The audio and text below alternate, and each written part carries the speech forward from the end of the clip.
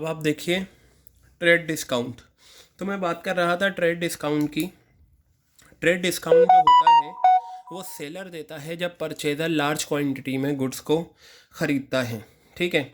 और यूजुअली ये देखिए, ये सेलर है, सेलर ने गुड्स बेचे परचेज़र को, और इस परचेज़र ने अपने ख़रीदने के लिए नहीं बल्कि फ़र्दर सेल के लिए ये गुड्स ख़रीदे थे। तो ये सेलर इस परचेज़र को एक और डिस्काउंट देता है जिसका नाम होता है ट्रेड डिस्काउंट, क्योंकि जो लोग सामान ख़रीदते हैं बेचने के लिए वो बल्क में लार्ज क्वांटिटी में परचेज़ करते हैं। और आपने देखा होगा जब आप शॉपिंग करने जाते हैं तो छोटे छोटे अमाउंट पे भी आपको कैश डिस्काउंट मिल जाता है।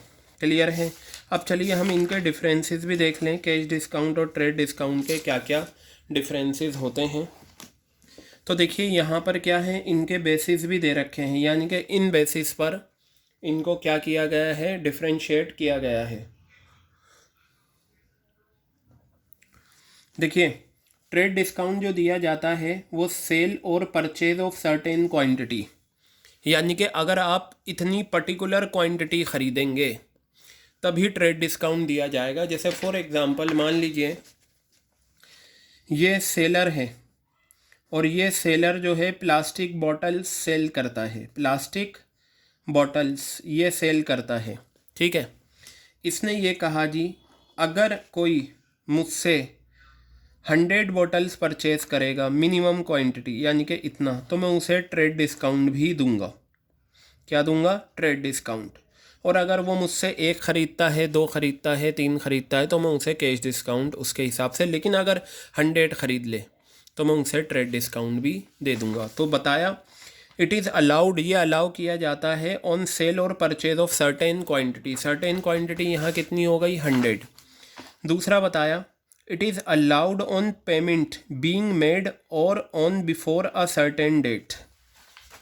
यहाँ पर ये बताया कि डिस्काउंट जो दिया जाता है वो ख़रीदने बेचने पर नहीं, पेमेंट पर। जैसे फॉर एग्ज़ाम्पल आज मान लीजिए 25 फेब है और ये 2021, ठीक है। इस दिन हमने सामान सेल करा 10,000 रुपये का, ठीक है, और 2,000 रुपये का डिस्काउंट है, तो कितने रुपए आने चाहिए? 8,000 रुपये। अब अगर ये 8,000 रुपये परचेज़र इसी दिन दे देता है 25 फेब को, तो 2,000 का डिस्काउंट दे दिया जाएगा। या ऐसा भी होता है सेलर ने ये कहा चलो कोई बात नहीं, आप 28 फरवरी तक मुझे पैसा दे देना, ठीक है। तो बेटा यहाँ देखो क्या बात की गई, it is allowed on payment being made. ये पेमेंट पे कर दी परचेज़र ने, कब? ऑन, ऑन का मतलब हो गया on a certain date. On तो डेट यही हो गई 25 फेब, और बिफोर अ सर्टेन डेट, ठीक है, इस डेट से पहले, मतलब 28 फेब तक, 28 फेब से पहले पहले पे कर दें।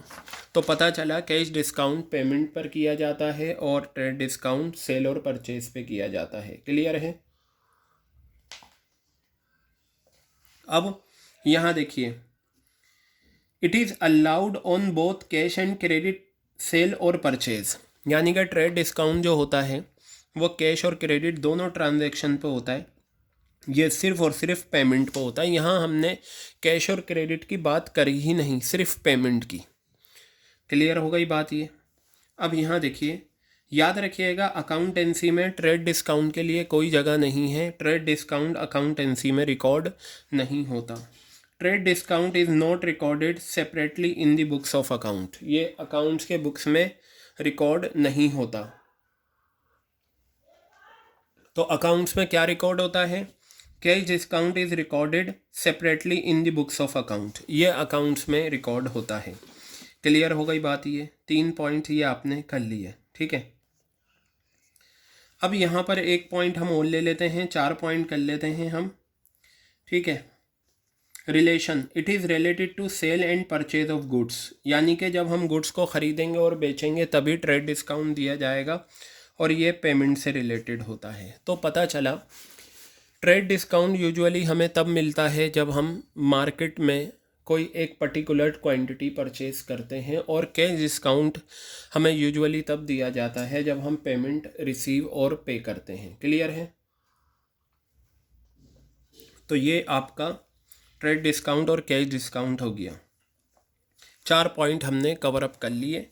ठीक है, अब हम चलिए कुछ और ट्रांजैक्शंस कर लेते हैं। मैं आपको बता रहा था, चलिए मैं एक बार वो डिस्कस कर लेता हूँ आपके साथ, कैपिटल एक्सपेंडिचर और रेवेन्यू एक्सपेंडिचर जो मैंने आपको बताया था। कैपिटल एक्सपेंडिचर, ठीक है, इसके नोट्स आपके पास हैं। रेवेन्यू एक्सपेंडिचर, ठीक है, capital receipts, revenue receipts, capital receipts, revenue receipts. Clear है? ये देखिए बेटा, नोट्स आपके पास है, मैं समझा देता हूँ। कैपिटल एक्सपेंडिचर वो खर्चा होता है, ये मैं क्लास में डिस्कस कर चुका हूँ, still I am telling you. हर वो खर्चा जो एक बार हो वो कैपिटल एक्सपेंडिचर कहलाता है, और जो खर्चा बार बार हो वो रेवेन्यू एक्सपेंडिचर कहलाता है। यानी कि अगर हम फिक्स एसेट्स खरीदते हैं, amount spent on purchase of fixed assets, amount spent on purchase of fixed assets, यानी कि पैसा खर्च करा फिक्स्ड असेट्स को ख़रीदने में, तो ये क्या है? आपका कैपिटल एक्सपेंडिचर है। Amount spent on purchase of fixed assets. Clear हो गई बात ये? क्योंकि फिक्स्ड असेट्स एक बार ख़रीदी जाती हैं, ना कि बार बार। रेवेन्यू एक्सपेंडिचर बार बार वाले खर्चे, जैसे आपकी सैलरीज हो गई और रेंट हो गया, एडवर्टीज़मेंट एक्सपेंसेस हो गए, ठीक है, ये सारे खर्चे आपके क्या होते हैं? Revenue expenditure. तो पता चला, एक तो डेफिनेशन हो गई कि capital expenditure is that expenditure which is incurred on purchase of fixed assets, और रेवेन्यू एक्सपेंडिचर क्या होता है? जो डे टू डे एक्टिविटीज़ से रिलेटेड होता है। अब हम बात कर, और देखिए, जो खर्चा एक बार हो उसे मैं कहूँगा नॉन रेकरिंग नेचर, और जो खर्चा बार बार हो मैं उसे कहूँगा रेकरिंग नेचर। क्लियर है? कैपिटल रिसीट्स की अगर मैं बात करूँ तो कैपिटल रिसीट्स का मतलब होता है कि वो पैसा जो एक बार आए वो क्या है? कैपिटल रिसीट्स है। और रेवेन्यू रिसीट्स जो बार बार आए, तो कैपिटल रिसीट्स भी नॉन रेकरिंग नेचर की होती हैं और रेवेन्यू रिसीट्स रेकरिंग नेचर की होती हैं। कैपिटल रिसीट्स आपका ये हो गया, घर बेचकर जो पैसा आया वो क्या है? आपकी कैपिटल रिसीट्स है। ठीक है, आपने घर बेचा और घर बेचकर आपके पास पैसा आया, वो कैपिटल रिसीट्स है। आपने घर किराए पे दे रखा है और हर महीने वहाँ से किराया आ रहा है, तो ये क्या है? आपकी रेवेन्यू रिसीट्स है। क्लियर हो गई बात? तो कैपिटल एक्सपेंडिचर और रेवेन्यू एक्सपेंडिचर, ये आपका क्या होता है? इनके मीनिंग होते हैं। कैपिटल वाले जो होते हैं वो नॉन रेकरिंग नेचर के होते हैं, और जो रेवेन्यू एक्सपेंडिचर होता है वो क्या होता है? वो होता है नॉन रेकरिंग नेचर का। अब देखिए, ये हमने कैपिटल एक्सपेंडिचर आपको नोट्स में गिवन है, रेवेन्यू एक्सपेंडिचर भी आपको पता है। एक मैंने डेफर्ड रेवेन्यू एक्सपेंडिचर भी आपसे डिस्कस करा था, जो एडवर्टीजमेंट होता है। देखिए क्या लिखा हुआ है, डेफर्ड रेवेन्यू एक्सपेंडिचर वो खर्चा होता है जो रेवेन्यू होता है नेचर में, but the benefit of which extend beyond the accounting year in which it is incurred.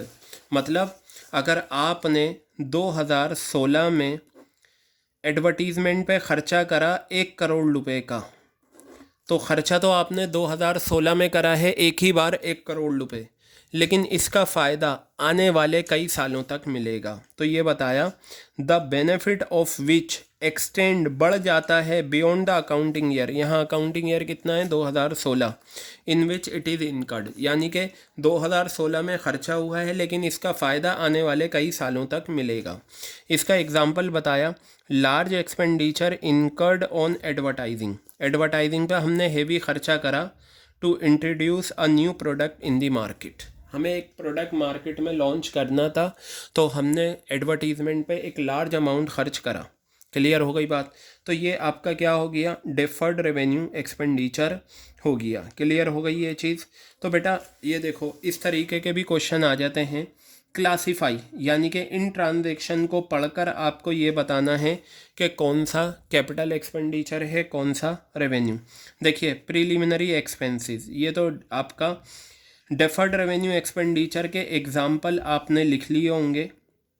एक तो होता है एडवर्टीजमेंट एक्सपेंसेस, ठीक है, और एक क्या होता है प्रीलिमिनरी एक्सपेंसेस। ये आपके डेफर्ड रेवेन्यू एक्सपेंडिचर के एग्जाम्पल होते हैं। दूसरा बताया परचेज ऑफ फर्नीचर, फर्नीचर ख़रीदा है, फिक्स्ड एसेट्स खरीदी है, कैपिटल एक्सपेंडिचर। क्लियर हो गई बात। पेमेंट ऑफ सैलरी, सैलरी बार बार पे होती है हर महीने, तो वो क्या है आपका revenue expenditure. Expense paid for construction of building, बेटा बिल्डिंग फिक्स्ड एसेट्स है, उस पर जो भी खर्चे होंगे उसे बनाने में वो सब कैपिटल एक्सपेंडिचर में आएंगे। याद रखना किसी भी फिक्स्ड एसेट्स को यूज़ करने से पहले उस पर जो भी खर्चे होंगे और उन खर्चों से उसकी वैल्यू बढ़ जाएगी तो वो भी आपका क्या है, कैपिटल एक्सपेंडिचर है। क्या है वो आपका कैपिटल एक्सपेंडिचर है। क्लियर हो गई बात। तो इसे आप अच्छे से प्रिपेयर कर लेना।